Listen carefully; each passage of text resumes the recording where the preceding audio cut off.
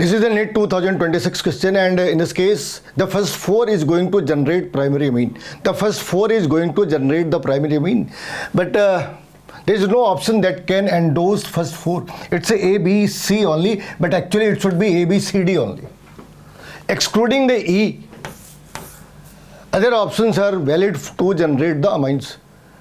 तो प्रॉब्लम क्या हो रखी है यहाँ पे? प्रॉब्लम ये हो रखी है कि इन्होंने B को एक्सक्लूड करा हुआ है।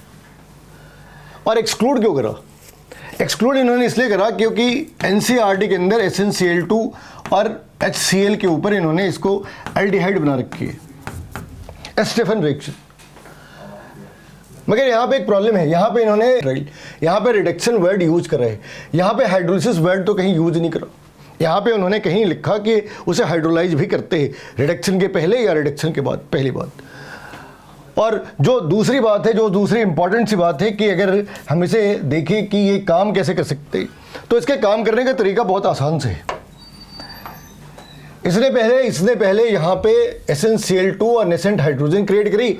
इस नेसेंट हाइड्रोजन बहुत ही एक्टिव है, तो वो पोलर जो डबल बॉन्ड है या ट्रिपल बॉन्ड है उसे बड़े आसानी से विदाउट एनी इफेक्ट बट वो उसे रिड्यूस कर सकते हैं। इसके अंदर कहीं कोई सेकेंडरी ओपिनियन है ही नहीं।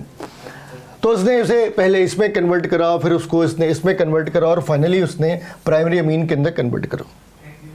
तो क्या ये चीज़ें एनसीईआरटी में लिखी है? आंसर ही नहीं लिखी है।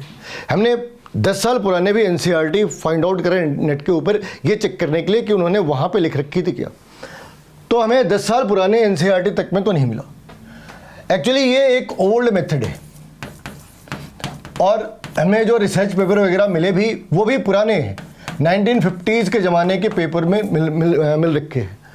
अमेरिकन केमिकल सोसाइटीज़ 1950s के पेपर्स के अंदर ये चीज़ें आ रखी है। sciencedirect.com जैसी कुछ वेबसाइट्स हैं जहाँ पे ये चीज़ें दे रखी है, मगर मेंशन करा है कि ये एक ओल्ड मेथड है। तो कभी क्या उसको इंडस्ट्री में यूज़ करा हो, इसके भी कहीं भी एविडेंसेस नहीं है। इंडस्ट्री में यूज़ करा हो इसके एविडेंस नहीं है। फिर हमने ये चेक करा कि आखिर इसको डिसकंटिन्यू क्यों करा, तो आंसर ये है कि इसकी जो इफेक्टिवनेस है वो 60% के आसपास है। जबकि अगर हम लिथियम एल्यूमिनियम हाइड्राइड लेते हैं तो उसकी जो प्रोडक्टिविटी है वो 90% के अराउंड है। तो इफिशिएंसी के बेसिस पे इसे डिस्कार्ड कर दिया गया, ठीक है। इसे कभी इंडस्ट्री में यूज़ नहीं करा, ये भी ठीक है। लेकिन क्या उसने ऐसा लिखा है क्या कि इंडस्ट्री में यूज़ नहीं करा या जिसकी इफिशिएंसी ज़्यादा हो, ऐसा लिखा नहीं। तो और उन्होंने जिसके बारे में बात कर रखी है वो है ये स्टीफन रिएक्शन। यहाँ पे तुम देखोगे बड़े क्लैरिटी के साथ SnCl2 और HCl लिखा है, और यहाँ पे उन्होंने उसे रिडक्टिव जो रिड्यूस वर्ड है ना वो इन्होंने यहाँ से उठाई है।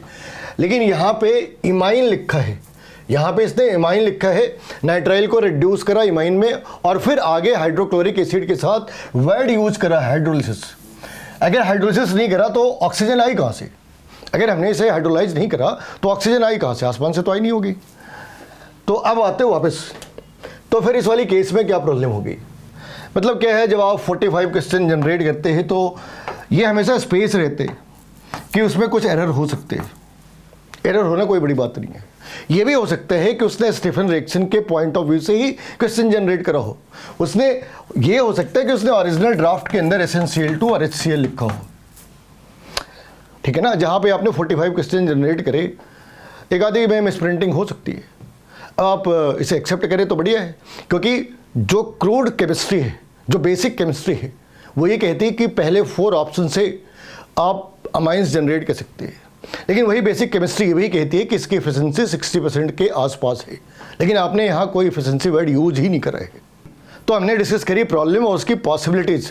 जो रेमेडी है वो एनटीए के हाथ में।